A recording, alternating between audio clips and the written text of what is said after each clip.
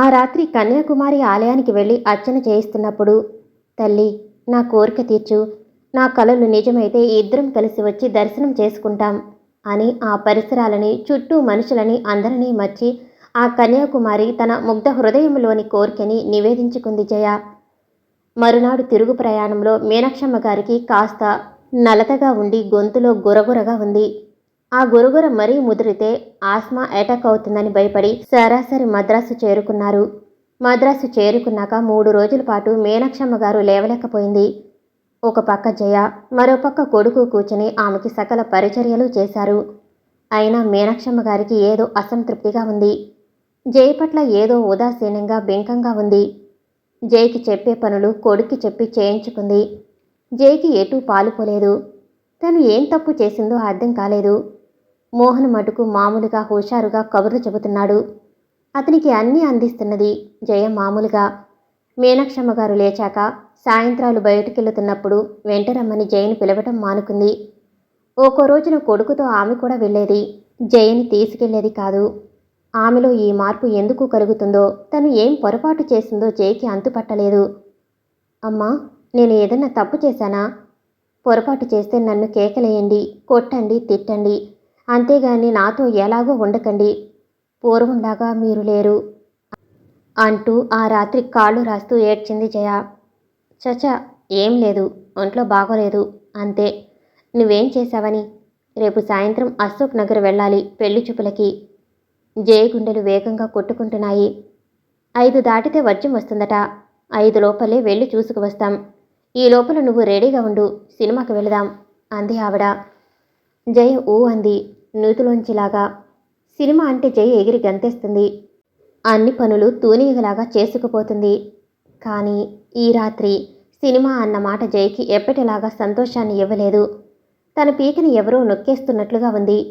తనలోని సర్వస్వాన్ని ఎవరో లాక్కుపోతున్నట్లుంది. ఇంక పడుకో, తెల్లవారి మళ్ళీ బోలెడు పనులు. బాబు ఒక్క క్షణం విశ్రాంతి ఇవ్వడు. వీడు ఎవరిని చేసుకుంటాడో కానీ దాన్ని 30 తిప్పలు పెట్టి 3 చెరువుల నీళ్లు తాగిస్తాడు అంది తనలో తను గొణుక్కుంటున్నట్లు మీనాక్షమ్మ గారు. తను 3 చెరువులు కాదు, 3 సముద్రాలు నీరు తాగేందుకైనా సిద్ధంగా ఉంది. అతను పెట్టే ఆ తిప్పలన్నీ సంతోషంగా భరించడానికి సిద్ధంగా ఉంది. కానీ తానెవరికి కావాలి? తన గోడు ఎవరికి కావాలి? ఆ మరునాడు సాయంత్రం అనుకున్నట్లు సినిమాకి వెళ్ళలేదు. నవ్వుకుంటూ వెళ్ళిన అమ్మ కొడుకులు గంభీరంగా ఎడమొహం పెడమొహంతో ఇంటికొచ్చారు. ఆ రాత్రి ఇటు మోహన్ గాని అటు మీనాక్షమ్మ గాని ఎక్కువ మాట్లాడలేదు. మోహన్ రావు గంభీరంగా ఉదాసీనంగా ఉన్నాడు. వాళ్ళిద్దరూ ఎందుకు అలా ఉన్నారో, అక్కడ ఏం జరిగిందో జయకి అంతుపట్టలేదు. రాత్రి కాళ్ళకి క్రీమ్ రాస్తూ, అమ్మా, పెళ్ళికూతురు ఎలా ఉంది? డాక్టర్ గారికి నచ్చిందా అని అడిగింది జయ ఉండబట్టలేక. నీకు సంబంధించిన వాటిల్లో తలదూర్చకు. ఎక్కడ ఉండాల్సిన వాళ్ళు అక్కడ ఉండటం అందరికీ మంచిది అంటూ గంభీరంగా కాళ్ళు పైకి లాక్కుంటూ మీనాక్షమ్మ గారు. జయ నిశ్చేష్టురాలైపోయింది. ఈ ఇంటికొచ్చి ఇంచుమించు 2 ఏళ్ళు అవుతుంది. ఈ 2 ఏళ్లలో మీనాక్షమ్మ గారు ఏనాడు విసుక్కోలేదు. తను ఏం తప్పు చేసింది? ఆమె ఎందుకు ఇలా చికాకు పడుతున్నది? జయకి నిద్ర పట్టలేదు. ఎంతసేపు దొర్లినా కంటి మీద కొనుకు రాలేదు. ఎవరిని అడగాలి? ఏమని అడగాలి? ఒకవేళ మోహన్ రావు కూడా ఇలాంటి మాట అంటే, అతను కూడా తన స్థానాన్ని గుర్తు చేస్తే? తను పని మనిషి, జీతానికి కుదిరింది. వీళ్ళకి తను ఏమీ కాదు. తను అందరి పండు కోసం, ఆకాశంలోని నక్షత్రం కోసం ఆశపడుతుంది. తనకి ప్రాప్తం లేని అదృష్టం కొరకు అరులు చాస్తుంది. తెల్లవారింది. జయ యాంత్రికంగా అన్ని పనులు చేస్తుంది. మాట్లాడిస్తే బదులు చెబుతుంది. రోజులాగా మోహన్ ఆమెని కావాలని కవ్వించలేదు, గలగలా మాట్లాడలేదు. అతను అన్యమనస్కంగా గంభీరంగా ఉన్నాడు. ఆ తర్వాత 10 రోజుల పాటు ఆ ఇంట్లో ఒక రకమైన నిశ్శబ్దత ఆవరించింది. మీనాక్షమ్మ గారు కొడుకుతో పాటు 1-2 సార్లు బయటకెళ్లారు.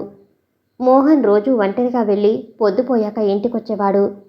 జయ వడ్డిస్తుంటే చాలా పొడిగా మాట్లాడి తినేసి వెళ్ళిపోయేవాడు. ఆ రోజు రాత్రిపూట మీనాక్షమ్మ గారు జయ కాళ్ళకి క్రీమ్ రాస్తుంటే పిడుగులాంటి వార్త చెవిన వేశారు. జయ, నేను బాబుతో పాటు అమెరికా వెళ్ళిపోతున్నాను. మా అమ్మాయి రమ్మని ఒకటే గోల పెడుతుంది. జయ అర్థం కానట్లు పిచ్చిదానిలా చూసింది. నిన్ను దిక్కు లేకుండా చేస్తాననుకోకు. నీకు ఒక దారి చూపించే వెళతాను. జయ తల ఎత్తలేదు. ఆమె చేతులు యాంత్రికంగా అలా రాస్తూనే ఉన్నాయి ఆ అరికాళ్లను. మౌంట్ రోడ్డులో మాకు తెలిసిన వాళ్ళకి గిఫ్ట్ షాపు ఉంది. అందులో చురుకైన సేల్స్ గర్ల్ కావాలన్నారు. నీ పేరు చెప్పాను. జయ నోట్లోంచి శబ్దం రాలేదు. మీనాక్షమ్మ గారు చెప్పుకోబోతున్నారు. నెలకి 160 ఇస్తారు. ఇంకా 2 ఆడపిల్లలు పనిచేస్తున్నారు. ఆ షాపుకి ఎక్కువ ఫారినర్సు, టూరిస్టులు వస్తుంటారు.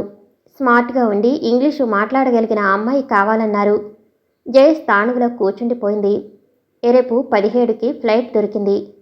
బాబుకి అందరూ తెలుసు కాబట్టి వీసా వగైరాలు చకచక అయిపోయాయి. జైకి నాలుక పిడుచుకట్టుకుపోయినట్లుంది. ఎంత ప్రయత్నించినా నోట్లోంచి శబ్దం రావటం లేదు. మీ సూపరింటికి ఫోన్ చేసి చెప్తాను. హోంలో పేయింగ్ గెస్ట్గా ఉండొచ్చు. నీ జీతం బ్యాంకులో వేశాను.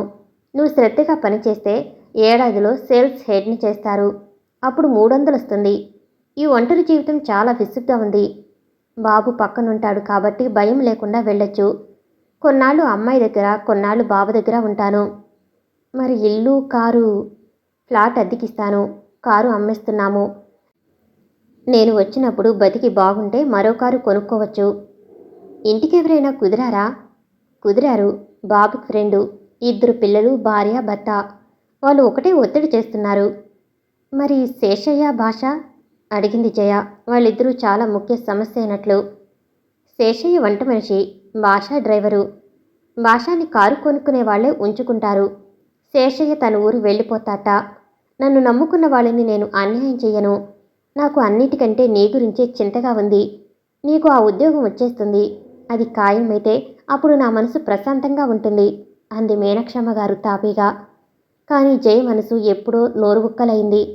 తనని జీవితాంతం వదలనని, తను కన్నబిడ్డలాంటిదని, తనని అమెరికాకు కూడా తీసుకెళ్తానని అన్న అమ్మగారు ఆ మాటలన్నీ మర్చిపోయిందా? బాబు పెళ్లి చేసుకుని వెళ్ళిపోతాడు.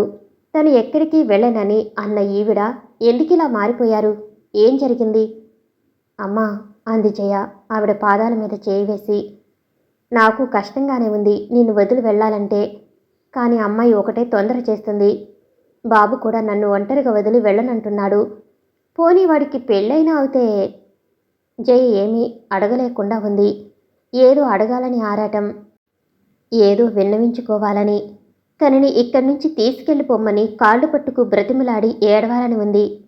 కానీ ఏదో అభిమానం, ఎక్కడో మానని గాయం, సూటిగా ఈటుతో లోతుగా దిగిన పచ్చిగాయం, అంతరాంతరాల్లో మిగిలి ఉన్న ఆత్మాభిమానం, ఒక నిర్లక్ష్యం, నిస్పృహ.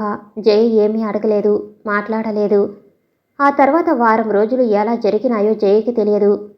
ఆ ఇంట్లోని ప్రతి మూలకి, ప్రతి కిటికీకి, ప్రతి వస్తువుకి మనసులోని వీడ్కోలు చెప్పింది జయ. తను ఏమైపోతుంది? తన భవిష్యత్తు ఏమిటి? ఈ ఆలోచనలు జయకు రాలేదు. ఒక అచేతన వ్యవస్థలో పడిపోయింది. మీనాక్షమ్మ గారే జయని ఆ గిఫ్ట్ షాపుకి దగ్గర ఉండి తీసుకెళ్లారు. ప్రొప్రైటరు చాలా దయగా మర్యాదగా ఉండి అపాయింట్మెంట్ లెటర్ టైప్ చేయించి జయకి చేతికిచ్చారు. జై పై వారంలో వచ్చి పనిలో జాయిన్ అవ్వచ్చని చెప్పాడు. మీనాక్షమ్మ గారు ఫోన్ చేసి అమెరికా వెళ్ళిపోతున్నానంటే సూపరింట్ కృష్ణవేణి మొదట్లో సరిగ్గా వినలేదేమో అనుకుంది. కానీ ఆ వార్త బుర్రలోకి ఎక్కాక ఆమెకి ఆశ్చర్యం కలగలేదు, కోపం వచ్చింది. మీనాక్షమ్మ గారు జయతో ఆటబొమ్మలాగా ఆడి ఇప్పుడు విసిరి పారేసి తన దారిన వెళ్ళిపోతుంది. జైకి మౌంట్ రోడ్లో ఉద్యోగం వేయించాను. మీ హాస్టల్లో ఉంచుకోవచ్చు అంది మీనాక్షమ్మ గారు అన్ని విషయాలకి తనే అధికారిని అన్నట్లు. కృష్ణవేణికి కోపంగా ఉంది. 6 నెలల క్రితం నాడు అన్ని మాటలు మాట్లాడిన మనిషి జైని ఇలా వదిలేసి వెళ్ళిపోతుంది. ఆమెని ఎలానైనా ఇబ్బంది పెట్టాలని హాస్టల్లో ఖాళీ ఉండదనుకుంటా అంది తాపీగా. మీరు అలా అంటే ఎలా? జయ ఎక్కడికి పోతుంది? మీరే ఇలా అంటే మిగతా ఎవరు పెట్టుకుంటారు అంటూ మొదలుపెట్టింది. కృష్ణవేణి ఏదో కఠినంగా ప్రవర్తిస్తున్నట్లు, తను జయ తరపున బతిమలాడుతున్నట్లు. మీనాక్షమ్మ గారు రేపు వెళ్ళిపోతుందనగా ఆ ముందు రోజు పెట్టా బేడాతో జయని తీసుకొచ్చి హోంలో వదిలారు. ఒక్క చిన్న పెట్టెతో ఈ హోం నుంచి వెళ్ళిన జయ 2 ట్రంకులతో 6 జతల చెప్పులతో కారు దిగింది. 10 లంకణాలు చేసినట్లు, సర్వస్వం కోల్పోయినట్లు నిర్జీవంగా కారులోంచి దిగిన జయని చూస్తుంటే కృష్ణవేణికి జయ మీద జాలి, మీనాక్షమ్మ గారి మీద చెప్పలేని కోపం కలిగాయి. జయని గిరి శంకరం మీద ఎక్కించి ఆమాంతం పాతాళంలోకి త్రోసేసిన ఈ మీనాక్షమ్మని చూస్తే అసహ్యం కలిగింది. ఆవిడ దృష్టిలో జయ మనిషి కాదు. జయకి ప్రాణం, ఇష్టాయిష్టాలు ఇవేమీ లేవు. జయ ఒక బొమ్మ.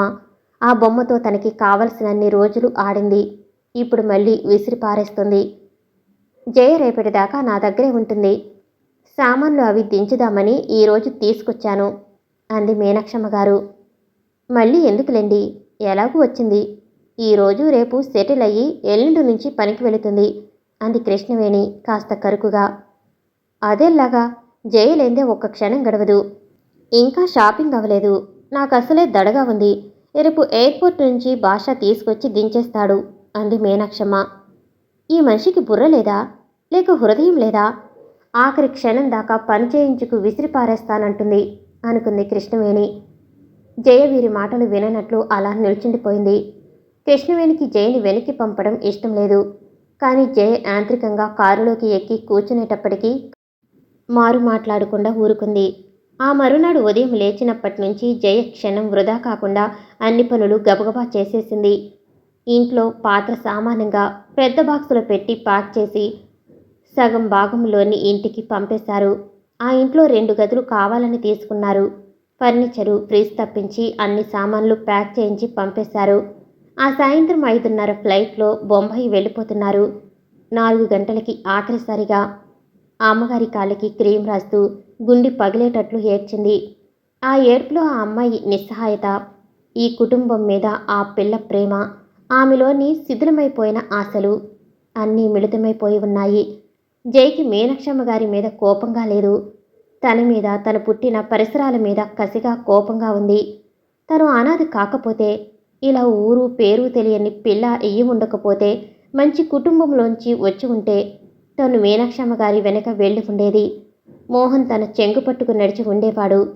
తన పుట్టుక, తను పెరిగిన పరిసరాలు తన జీవితాన్ని నాశనం చేశాయి. జైకి తన మీద తనకే అసహ్యంగా ఉంది. ఎవరికో పుట్టి దుమ్ము ధూళిలో పెరిగిన తనలాంటి అనాథకు ఇలాంటి పుణ్యాత్ముల నీడ దొరకదు. తనకు ఆ అదృష్టం లేదు. మీనాక్షమ్మ గారికి ఎక్కడో గిల్టీగా ఉంది, జాలిగా ఉంది. తన పాదాల మీద చాపచుట్టలాగా పడి ఉన్న ఈ పిల్లని చూస్తే ఆమెకి కష్టంగా ఉంది. ఆవిడకి జయ మీద జాలి, ప్రేమ అన్నీ ఉన్నాయి. కానీ తను ఈ పిల్లని ఎలా తీసుకెడుతుంది, ఏమని తీసుకెడుతుంది? జయ, నువ్వు అలా బాధపడకూడదు. నేను స్టేట్స్ నుంచి రాగానే నిన్ను మళ్ళీ పిలిపించుకుంటాను. మళ్ళీ మన ఇద్దరం కలిసి ఉందాం. ఏడవకూడదు. నా మాట నమ్ము. నేను అమెరికా నుంచి రాగానే మన ఇంటికి వచ్చేదువు కానీ. జైకి ఎవరి మాట మీద, ఆఖరికి మీనాక్షమ్మ గారి మాట మీద కూడా నమ్మకం కుదరటం లేదు. అందరూ వెళ్ళిపోతున్నారు. తన వాళ్ళు అనుకున్న ఈ ఇద్దరూ వెళ్ళిపోతున్నారు. తనకు ఆ మురికి హోం, ఆ తగాదాల హాస్టలు అవే గతి. ఏడ్చి ఏడ్చి అలసి డస్సిపోయిన జయ మోహన్ తన భుజం చుట్టూ చెయ్యేసి గుడ్ బై చెబుతున్నప్పుడు శిలలాగా ఉండిపోయింది. ఆమె మనసులో, శరీరంలో ఏ సంచలనం కలగలేదు. అంతా శూన్యంగా అయిపోయింది. ఆ రాత్రి 7:30కి 2 ఏళ్ల తర్వాత హోమ్ గేట్లోంచి 2 వైపులా గుబురుగా ఉన్న చెట్ల మధ్య నుంచి ఆఫీస్ రూమ్ దగ్గరకు వచ్చింది. ఆ చీకటి వేళ హోమ్ గేటు జైలు గేటు లాగాను, దారికి ఇరుపక్కల ఉన్న మహావృక్షాలు భూతాల్లాగాను అనిపించింది. ఆ నల్లటి చెట్లు పాతాళంలోకి ఈడ్చుకుపోతున్నట్లు బెదిరిపోయింది జయ. స్వర్గంలో నుంచి మళ్ళీ ఈ జైలులోకి, ఈ అరణ్యంలోకి, ఈ బందిఖానాలోకి అడుగు పెడుతుంది. చుట్టూ అన్ని ద్వారాలు మూసుకుపోతున్నాయి. చిన్నప్పటి నుంచి తెలిసిన ఈ హాస్టలు, పెరిగిన ఈ పరిసరాలు ఈనాడు మురికిగా, ఇరుకుగా ఉన్నాయి. నిన్న మొన్నటి దాకా ఈ కట్టడాలు, ఈ మనుషులు ఇవన్నీ సహజంగా, సర్వసాధారణంగా అనిపించాయి. కానీ ఈనాడు, ఈ 2 ఏళ్ల తర్వాత తనకి అన్నీ కొత్తగా అనిపిస్తున్నాయి. 6గురితో కలిసి ఆ హాలులో సుమారు 10 ఏళ్లు గడిపింది. కానీ ఈరోజు ఈ గోడలు, ఈ మనుషులు, ఈ పరిసరాలు జుగుప్సను కలిగిస్తున్నాయి. మోజాక్ ఫోర్లింగ్ మీద నడిచిన తను ఈ మన్ను నెలలో ఎలా నడుస్తుంది? దగదగా మెరిసే అద్దం లాంటి బాత్రూంకి అలవాటు పడిన తను ఈ వాసన రూంలో ఎలా స్నానం చేయగలుగుతుంది? స్నానానికి, కాఫీకి, భోజనానికి దొమ్మిలాగా కుమ్ముకోవటం, క్యూలో నిల్చోవటం పూర్వం సహజంగా ఉండేది. కానీ ఈనాడు అలా తోసుకు వెళ్ళలేకపోతుంది. హాల్లో ఉన్న మిగతా పిల్లల మాటలు వెకిలిగా, జుగుప్సకరంగా ఉంటున్నాయి. వాళ్లతో మాట్లాడాలంటే సిగ్గుగా ఉంటుంది. జై ఈ పరిసరాల్లో ఇమిడిపోవాలని, పరిస్థితులతో రాజీ పడాలని ఒక వంక తనని తాను సమాధానపరుచుకుంటుంది. కానీ మరుక్షణంలోనే ఈ పరిసరాల మీద, చుట్టూ పిల్లల మీద కోపం, కసి. వీళ్ళంతా కుట్ర పన్ని తనని ఈ కోపంలోకి తోసేశారనే బాధ ఈ రెంటి మధ్యన సతమతమైపోతున్నది. 2 చీరలతో తమతో ఒకటిగా ఉండిన ఈ జయ ఈనాడు నాగరికురాలై రకరకాల షోకులు నేర్చుకుని రావటం చూసినప్పుడు మిగతా వాళ్ళకి కాస్త ఈసుగా, కోపంగా ఉంది.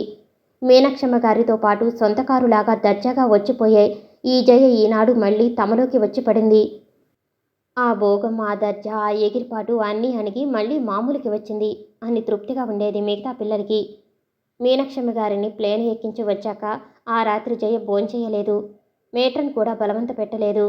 తన పెట్టెలని తలవైపు సర్దుకుని మీనాక్షమ్మ గారిచ్చిన మూరుగ దూది రజాయి పరుచుకుని ప్రాణం లేని కట్టెలాగా పడుకుంది జయ. తెల్లవార్లు ఆ పిల్ల కుళ్ళి కుళ్ళి ఏడవడం మిగతా వాళ్ళు వింటూనే ఉన్నారు. ఇలా కొత్త పిల్లలు ఏడవటం వాళ్ళకి అలవాటే. జయ పాత పిల్లైనా ఈ 2 ఏళ్ళు దూరంగా ఉండటం చేత ఏడుస్తుందని సరిపెట్టుకున్నారు.